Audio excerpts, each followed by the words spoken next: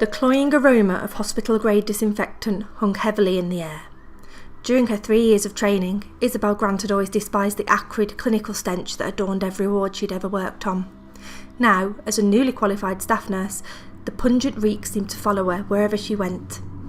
She was currently halfway through her last night shift on the emergency admissions unit. It was unusually quiet for a Friday night, but she saw this as a blessing. The soft sound of patients snoring gently and the low hum of the multiple IV machines made Isabel's eyelids flutter closed for a brief moment. Her mind drifted to the party she should have been attending tonight. It was a last-minute get-together her best friends had organised. The problem being she couldn't find anyone to swap her night shift.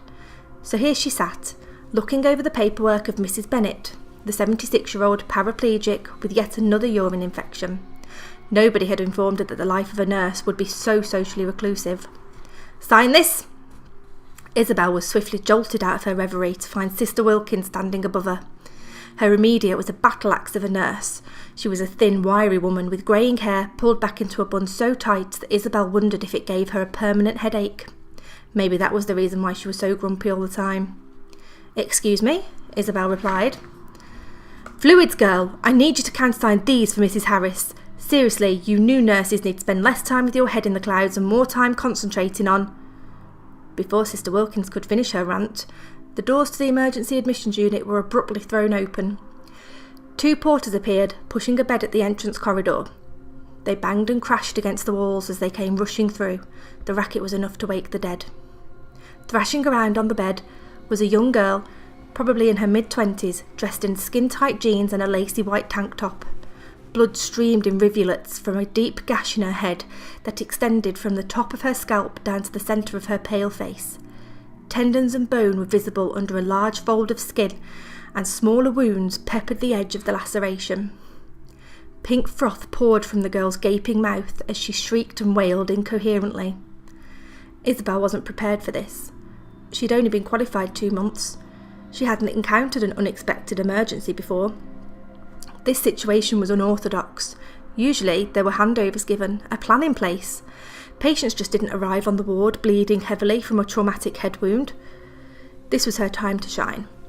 She'd show that cow Wilkins just what a new nurse was made of. Isabel grabbed some latex gloves and large gauze and ran to the side of the girl. She pressed firmly against the wound. The girl was still thrashing around on the bed, and Isabel was struggling to calm her. Blood and gore seeped through the gauze and coated Isabel's gloves within seconds. Isabel knew the girl was going to bleed out soon unless she could stop the bleeding.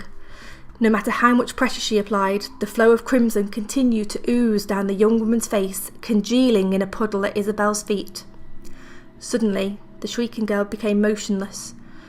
Her chest fell, her head flopped to one side, and her deep brown eyes turned glassy and vacant.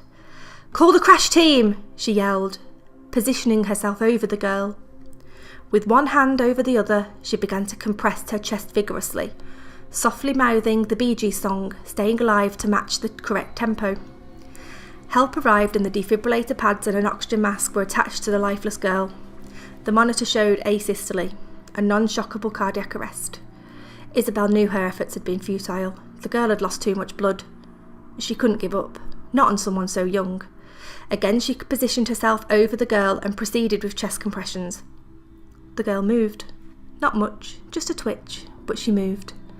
Isabel hadn't seen the movement, so lost she was in the rhythm and depth of her chest compressions.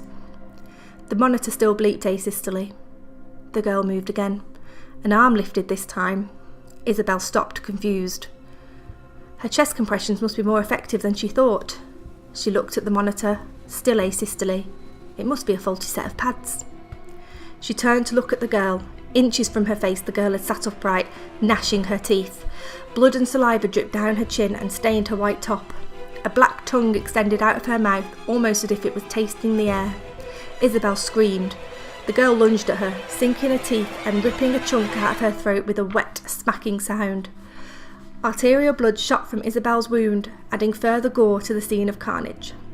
Isabel fell to the floor as 2 porters tried to restrain the girl upon the bed. As her blood squirted hastily out of her carotid artery, the curtain that surrounded the girl's bed started to twitch. The last thing she saw before darkness enveloped her was Mrs. Bennett shuffling forwards on unsteadied and atrophied legs.